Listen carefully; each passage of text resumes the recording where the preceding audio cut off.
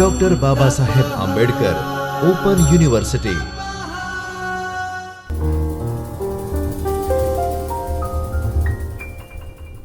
Doctor Baba Saheb Ambedkar open યુનિવર્સિટીના ચૈતન્ય સ્ટુડિયોમાં આપનું સ્વાગત છે. હું છું ડૉક્ટર વિનોદ માજીરાણા. વિદ્યાર્થી મિત્રો, જેમને મુખ્ય વિષય સંસ્કૃત અનુસ્નાતક જેમણે પ્રવેશ પ્રાપ્ત કર્યો છે, જેમાં સેમેસ્ટર 1 તેની અંદર પેપર 2, પેપરનું નામ છે નાટ્યશાસ્ત્ર અધ્યાય 1, 2 અને 6 અને ઉરુભંગ. તેમાં વિભાગ 1નું નામ છે નાટ્યશાસ્ત્ર અધ્યાય 1, 2 અને 6. તેમાં એકમ 1 નાટ્યશાસ્ત્રનો સામાન્ય પરિચય વિશે આજે વિગતે ચર્ચા કરીશું. સૌપ્રથમ તેમાં નાટ્યશાસ્ત્રનું સંપાદન, સમય અને પ્રકાશિત સંસ્કરણો વિશે આપણે વિગતે ચર્ચા કરીએ. તેમાં સંસ્કૃત નાટ્યશાસ્ત્રની પરંપરામાં ઉપલબ્ધ પ્રાચીનતમ ગ્રંથ તે ભરતમુનિનું નાટ્યશાસ્ત્ર છે. નાટ્યશાસ્ત્રને નાટ્ય વિદ્યાનો વિશ્વકોશ કહેવામાં આવે છે. ભરતમુનિના પૂર્વકાળમાં પણ નાટ્ય વિદ્યાની સમૃદ્ધ પરંપરા હતી, જેનો પરિચય નાટ્યશાસ્ત્રમાં મળતા ઉલ્લેખો પરથી આપણને પ્રાપ્ત થઈ શકે છે. ભરતમુનિ દ્વારા પ્રસ્થાપિત આ પરંપરા જે સતત વિકાસ પામતી રહી છે, જેમાં જોવા જઈએ તો નાટ્યનું સંપાદન, તો નાટ્યશાસ્ત્રનું સંપાદન અને એના જે પ્રકાશિત સંસ્કરણો વિશે વાત કરીએ તો ઈસવીસન 1865માં અમેરિકન પ્રાચ્ય વિદ્યા વિશારદ ડૉક્ટર કિર્ચ એડવર્ડ હોલે નાટ્યશાસ્ત્રની એક પ્રાચીનતમ પાંડુલિપિ શોધી કાઢી હતી. પરંતુ તે પાંડુલિપિ સ્થિતિ અપૂર્ણ હતી, તેથી તેમણે તેને પ્રકાશિત કરી શક્યા નહીં.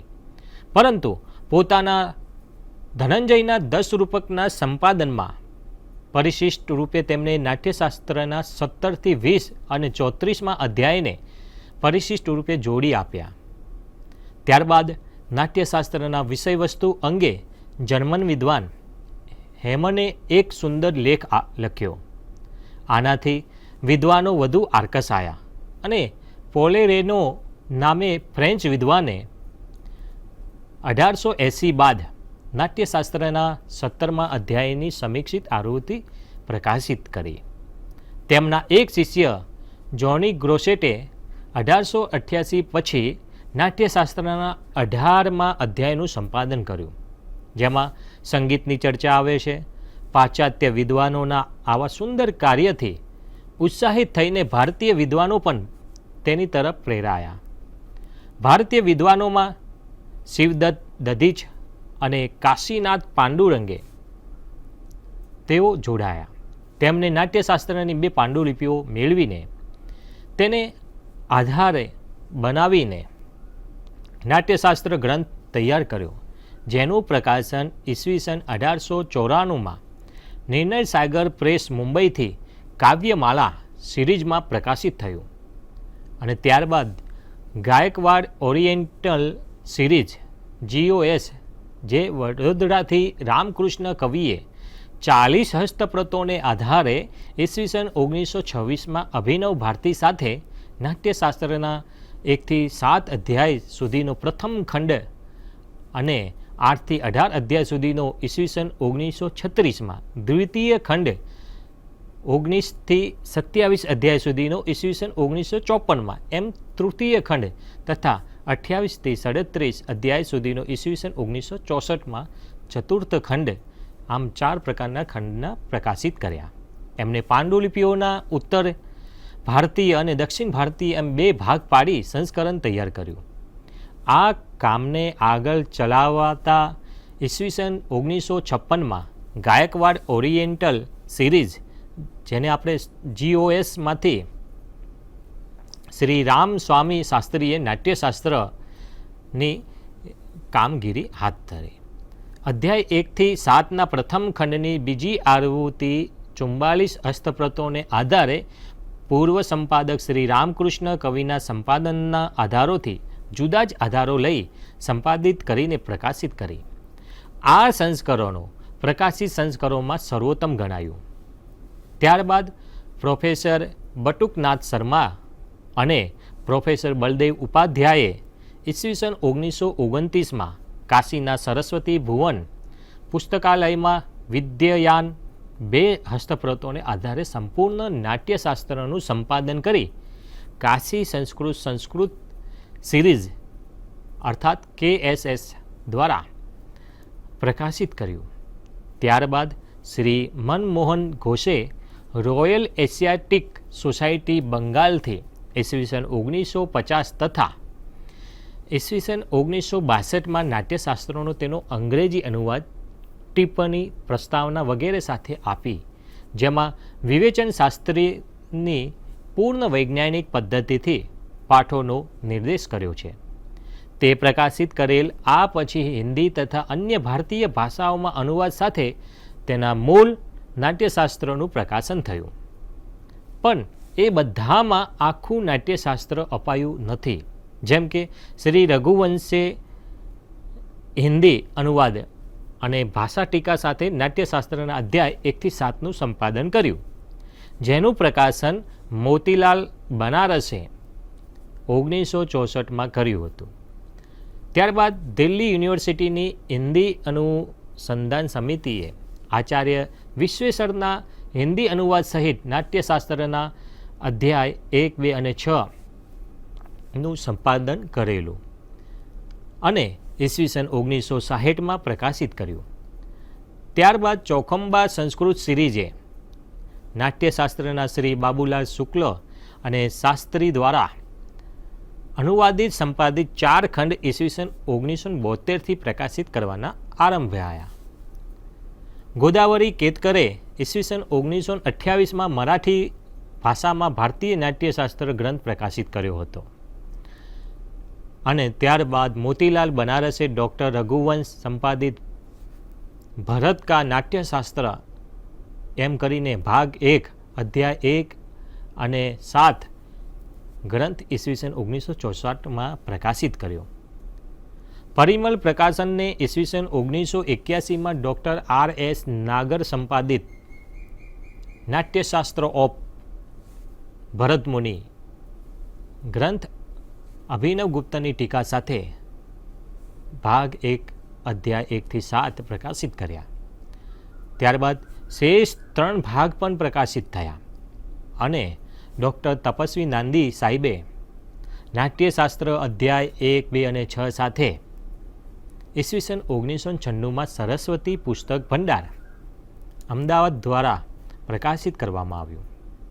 ગાયકવાડ ઓરિએન્ટલ સિરીઝમાં નાટ્યશાસ્ત્રના પ્રથમ ખંડમાં અધ્યાય 1 થી 7ની ત્રીજી આવૃત્તિ ઈસવીસન 1994માં પ્રોફેસર VM કુલકર્ણી તથા તપસ્વી નાંદી સાહેબ દ્વારા સંપાદન કરવામાં આવી.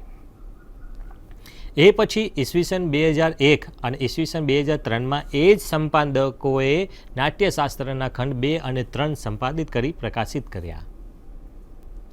અહીં પ્રોફેસર ડૉક્ટર શ્રી અજીત ઠાકોર સાહેબે 2008માં નાટ્યશાસ્ત્ર અધ્યાય 1, 2 અને 6 સંપાદિત કરી તેમાં વિવરણાત્મક વિસ્તરણ સાથે પાર્શ્વ પ્રકાશન અમદાવાદ દ્વારા પ્રકાશિત કરવામાં આવેલ.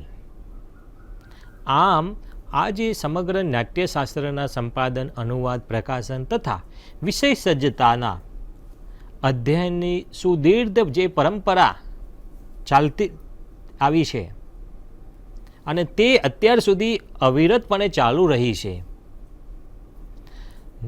ત્યારબાદ નાટ્યશાસ્ત્રોનું જો આપણે સ્વરૂપ જોવા જઈએ, એની સંરચના દેખીએ તો હાલમાં પ્રાપ્ત થતું નાટ્યશાસ્ત્ર એ ષટ સહસ્ત્રી તરીકે ઓળખાય છે. અર્થાત તેમાં 6000 શ્લોકોનો સમાવેશ થયો છે.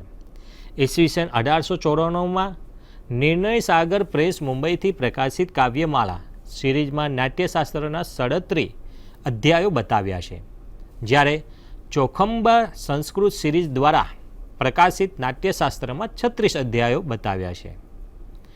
આમ નાટ્યશાસ્ત્રમાં અધ્યાયો અને 37 અધ્યાયો કે 36 અધ્યાયો એમ 2 સંસ્કરણો જોવા મળે છે. ત્યારે અભિનવગુપ્ત નાટ્યશાસ્ત્રને ષટ ત્રિંશક ભરત સૂત્રમ એમ કહેવામાં આવ્યું. તેથી તેઓ માટે ચોખંબા આવૃત્તિ પરંપરાથી સ્વીકારી છે. અને ચોખંબા એ સંસ્કૃત સિરીઝને 36મો અધ્યાય, કાવ્યમાળા સિરીઝમાં 36 અને 37 અધ્યાયોમાં વિભાજિત છે. આને જ અભિનવગુપ્તે ષટ્સાહસ્ત્રી રૂપે ઓળખાવેલ છે.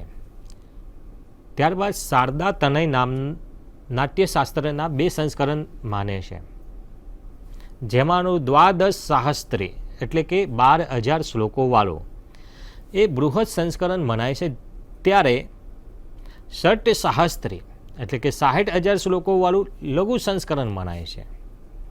શ્રી રામકૃષ્ણ કવિ નોંધે છે કે આ નાટ્યશાસ્ત્ર એ અગાઉની દ્વાદશ સાહસ્ત્રી નામે કૃતિનો સંક્ષેપ લાગે છે. તેઓ આગળ નોંધે છે કે આ બંને ગ્રંથો જે મૂળ 1/3 નાટ્યવેદ નામે ગ્રંથ ઉપર આધારિત જણાય છે. આગળ તેઓ જણાવે છે કે આ દ્વાદશ સાહસ્ત્રી વૃદ્ધ ભરતે રચી હતી. એનો સંક્ષેપ કરી ભરતે ષટ્સાહસ્ત્રીની રચના કરી હતી.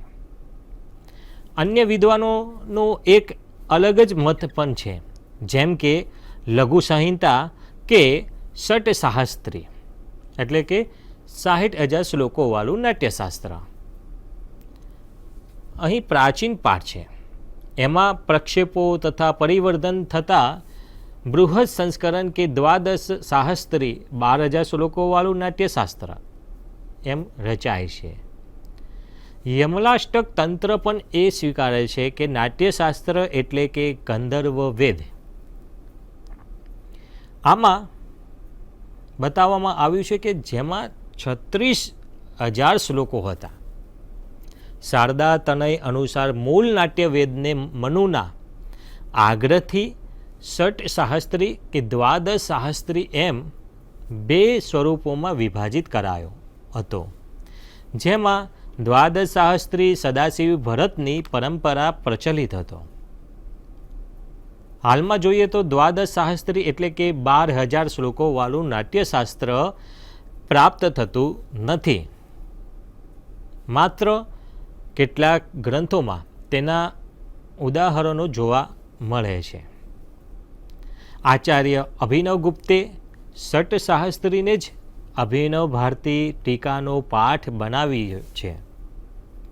નાટ્યશાસ્ત્રીય આચાર્ય પરંપરા પ્રમાણે સદાશિવ બ્રહ્મા ભરત તથા કોહલની પરંપરા ઉપરથી જોવા મળતી આવે છે. પોતાના અધિકારીની ઘોષણા ભરત સ્વયં કરે છે કે શેષ ઉત્તમમ તંત્રેન કોહલઃ કથયિષ્યતિ. નાટ્યશાસ્ત્રમાં આ આપણને પ્રાપ્ત થાય છે. નાટ્યશાસ્ત્રમાં વિષય વસ્તુ વૈવિધ્ય જેટલું જ રચના શૈલીનું વૈવિધ્ય જોવા મળે છે. આથી જ વિદ્વાનોએ એમાં રચના શૈલીના વૈવિધ્યને લક્ષ્યમાં રાખીને અનેક રચના સ્તર માન્યા છે. એમાં વિવિધ રચના શૈલીઓ વચ્ચેની ભિન્નતા પણ દેખાય છે. નાટ્યશાસ્ત્ર ગદ્ય અને પદ્ય બંને શૈલીમાં રચાયું છે. એમાં ગદ્યની સાથે પદ્યની શૈલીનું એક જ વિષયના નિરૂપણમાં પણ મિશ્રણ સંયોજન થયું છે. 6ઠ્ઠો અને 7મો અધ્યાય એના દ્રષ્ટાંત છે. નાટ્યલક્ષણ, છંદ, પ્રવૃત્તિ, સંગીત તથા પાત્રાદિના નિરૂપણમાં પણ ગદ્ય પદ્ય શૈલીથી યોજાઈ છે. ગદ્ય શૈલી તેમાં 3 વિભાગોમાં વિષય નિરૂપણ, વિષય વિસ્તૃત પ્રતીત થાય છે.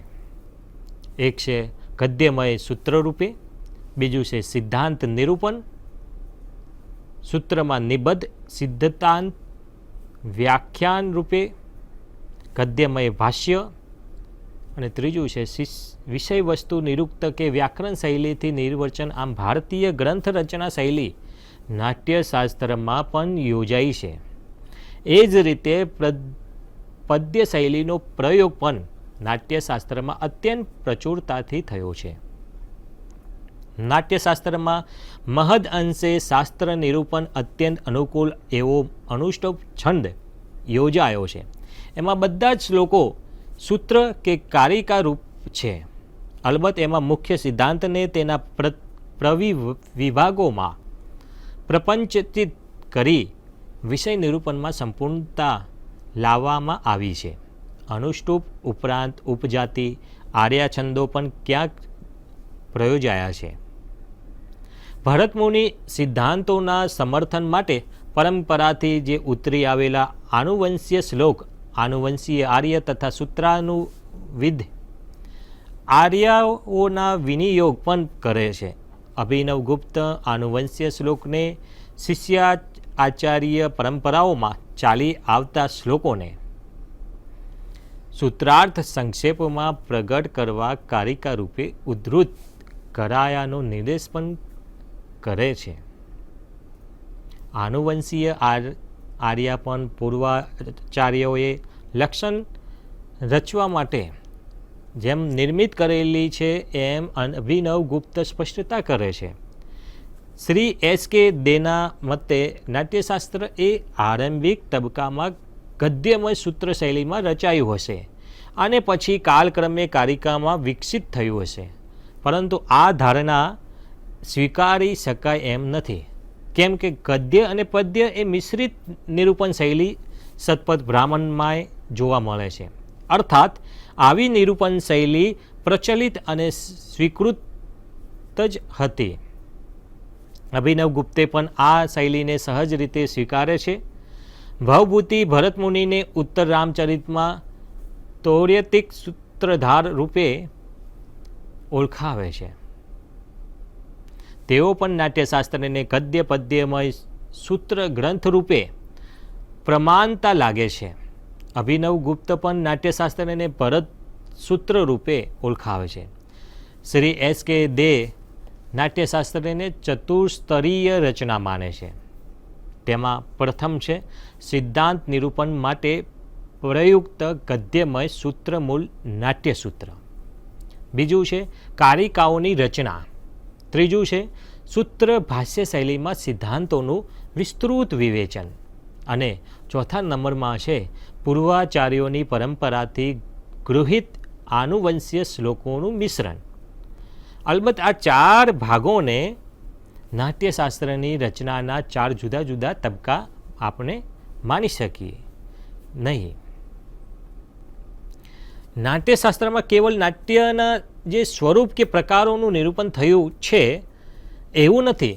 એમાં તો નાટ્ય સાથે પ્રત્યક્ષપણે જોડાયેલી અને પરોક્ષપણે સંકળાયેલી આ બધી જ કલાઓનું નિરૂપણ પ્રસંગોપાત થતું રહ્યું છે. એમાં નાટ્યકલા, નૃત્યકલા, સંગીતકલા, છંદ, શાસ્ત્ર, અલંકાર, પ્રેક્ષાગૃહ નિર્માણ આદિ બધી જ કલાઓ તથા શિલ્પોનું નિરૂપણ થયું છે. આથી જ એ સર્વ લલિત કલાઓના જે વિશ્વકોશ જેવું આપણને ભાસે છે. આમે નાટ્યકલા સર્વ કલાઓનું સંયુક્ત કલા સ્વરૂપ છે. તેથી ભરતમુનિનો અભિગમ ઉચિત જણાય છે. વર્તમાનમાં પ્રચલિત નાટ્યશાસ્ત્રની રચના 36 અધ્યાયોમાં ષટ્ત્રિંશક એટલે કે 60,000 શ્લોકો ષટ્સહસ્ત્રીમાં આપણને જોવા મળે છે. સ્વાધ્યાયઃ પરમઃ